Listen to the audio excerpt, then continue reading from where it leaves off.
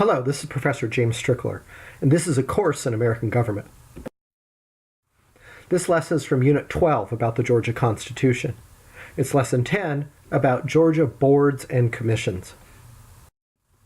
In this lesson, you'll learn about constitutional boards and commissions in the state of Georgia.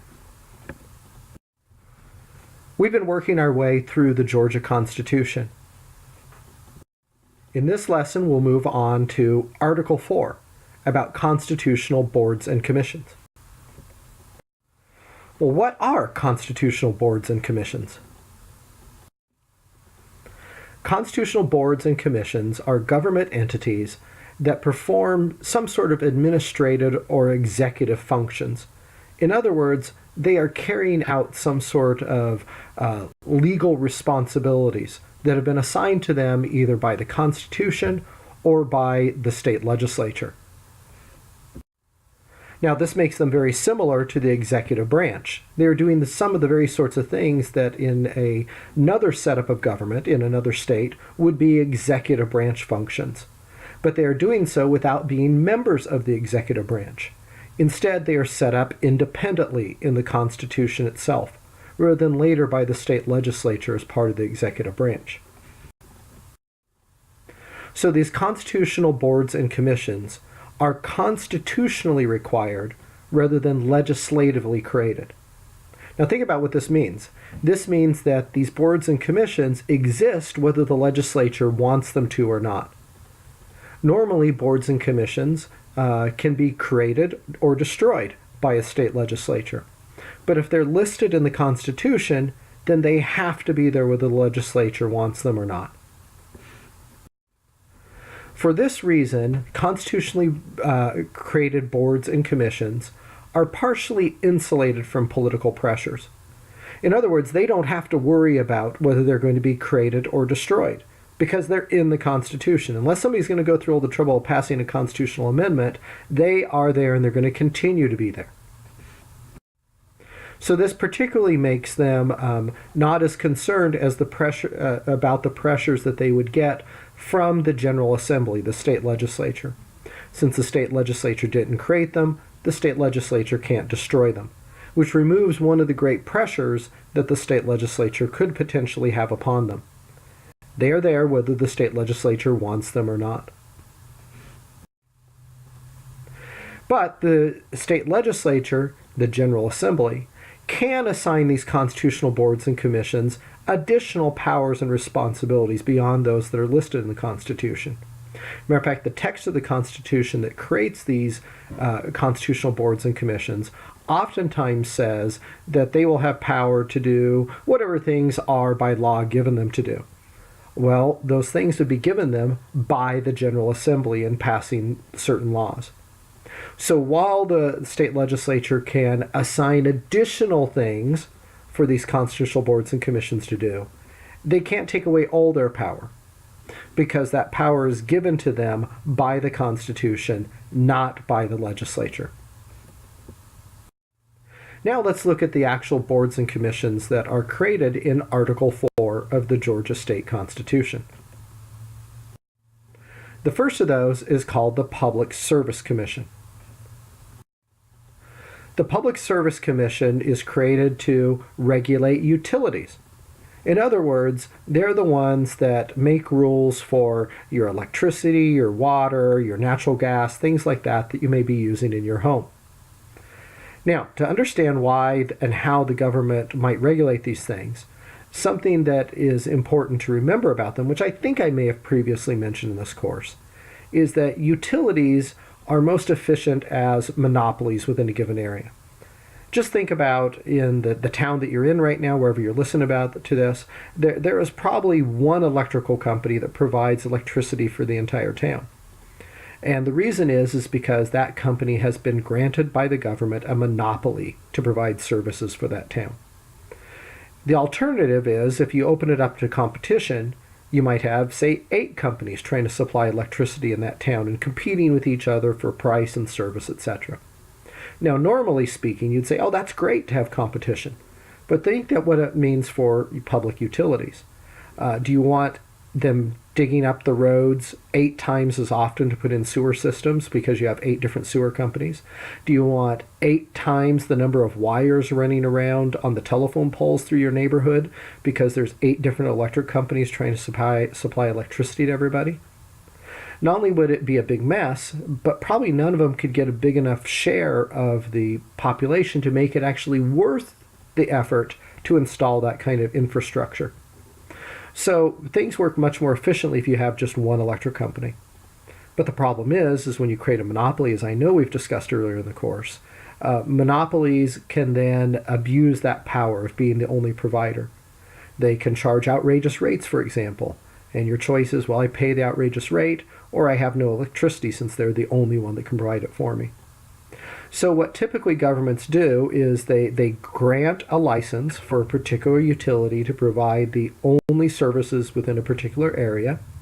So they don't have to have 8 different sewer systems or 8 different sets of telephone poles. But in exchange for that, the government says, you don't get to decide how much you charge your customers. We get to decide instead. Yeah, you'll provide the services, but we'll tell you the maximum that you can charge them. So there's got to be some entity in the state government that's going to decide these kind of things. Now, there's a passage in the state constitution, which I didn't mention back when we were talking about the legislative powers, that specifically says that the state legislature cannot set utility rates. So who's going to do that then? Who's in charge of that sort of regulation? Well, that's the kind of thing that could fall to this Public Service Commission. That's what we mean by them regulating utilities. And it's not just price, but things like safety requirements, things like that could fall under them. This Public Utilities Commission shall be elected by the people. Now, I make note of that now because we're going to compare that to some of the other commissions, boards that we come to in a moment. The second board or commission mentioned in Article 4 of the state constitution is the Board of Pardons and Paroles. The State Board of Pardons and Paroles, unlike the Public Service Commission, which is elected by the people, is appointed by the governor and then confirmed by the state senate. And they are invested in power to grant executive clemency. In other words, to let people out of prison or in some way not serve their full punishment for whatever crime they may have been convicted of. This is kind of power that we talked about previously in this course, the President of the United States having to pardon people for federal crimes. Well, here in the state of Georgia, you have this commission set up to do it. So we took a little bit of power that could have been with the governor, and instead we gave it to this board over here that's going to do it instead. In a moment, we'll talk about why dividing up power in that way might be a good thing. But that's what this particular board is in charge of. And it's been created by the state constitution to do this. So you can't have the governor and the legislature get together and decide, you know what, I think the governor should be doing these pardons instead of the State Board of Pardons and Parole. No. The Constitution has assigned it to them. The legislature can't change that. The governor can't change that, even if they wanted to. The next board and commission mentioned in Article 4 is the Personnel Board. The Personnel Board is also appointed by the governor. And what they're in charge of is providing the policy direction, in other words, the guidance for the state merit system. The state merit system is how people go about getting jobs with the state government. Remember, in a previous unit of this course, we talked about the spoils system, where Andrew Jackson was elected president of the United States, and he fired everyone and replaced them all with his cronies and helpers, and that was called the spoils system. And eventually it was replaced with the merit system, the idea that now you get a job with the federal government because you're qualified, you pass a test or something. Well, the state of Georgia does the similar sort of thing. They have a merit system set up to get employees for the state of Georgia who hopefully are the best qualified people. Well, you need a board to supervise that system, to give it some sort of direction. That's the State Personnel Board, set up in the state constitution, and the members of it are appointed by the governor and then approved by the Senate of the state of Georgia. The next board or commission is the Transportation Board. The State Transportation Board is elected in a rather complicated process, which you don't need to know the details of here, by members of the House of Representatives and the Senate. And their primary job, given to them in the state constitution, is to select a commissioner of transportation to oversee the day-to-day management of the transportation problems of the state of Georgia. But they can be given additional duties as the state legislature may see fit in a given time. Now, please note that they are selected not by election by the people, not by appointment by the governor, but by the system of electing by the members of the House and the Senate. The next board or commission set up in Article 4 is the Veterans Service Board.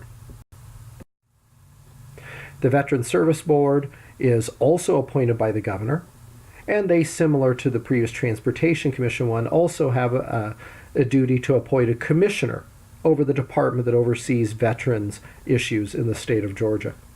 Now again, they can be given additional responsibilities by the state legislature, but their primary responsibility is to choose the leader of the Veterans Department. The final board or commission to talk about is the Board of Natural Resources. This constitutionally set up board is appointed by the governor, like a couple of the other ones that we saw before. And they're not given specific duties in the Constitution other than that their duties will be provided by law. In other words, the state legislature can assign them certain jobs, but the state legislature can't create them or destroy them. They are set up by the Constitution as an entity that then the legislature can call upon. But the legislature can't get rid of them. They're going to be there whether they like it or not. All right, so let's look in general about these constitutional boards and commissions, about why they are there and what they do. The first thing to note is that they divide and disperse power. Rather than all these executive functions falling under the governor in the executive branch, they're set up independent of him. This is a basic idea of American government, of separating powers in order to avoid tyranny, in order to avoid corruption. This goes back again to the idea of the Yazoo land scandal, that Georgians want to avoid corruption. So they set up these constitutional boards and commissions as one way to do that. Now, Georgia's not the only state that does this, but it's a continuing theme in the Georgia state constitution of putting measures in that can be used to try to avoid political problems. Now, this notion of dividing and dispersing power is particularly true for these boards and commissions because their members are all chosen in different ways. We don't have the governor appointing them all, therefore getting people that are loyal to the governor. Some of them are elected by the people. Some of them are elected by the legislature. By having them all chosen in different ways, then they don't all fall under one group's thumb, trying to make them do what that group wants to do. Again, by dividing power up, hopefully you avoid it concentrating in ways that will cause it to be corrupt. All right, let's review what we learned in this lesson. What do boards and commissions do? Do they make laws? Do they execute laws? Do they try cases? Or do they campaign for election? Well, a general principle of boards and commissions is that they execute laws. They typically are set up in executive branches, but they can be elsewhere also. Here they're sort of independently set up by the state constitution, but their primary responsibility is administrative, executive, carrying out some sort of duties that have been assigned to them by someone else. What topic does the Public Service Commission address? Do they cover highways and bridges, or racial discrimination, or housing availability, or utilities regulation? The Public Services Commission does utilities regulation. Now, I'm not going to go through all of the boards and commissions that we talked about in this lesson. I just use this one as an example, the kind of thing that you might want to know about them.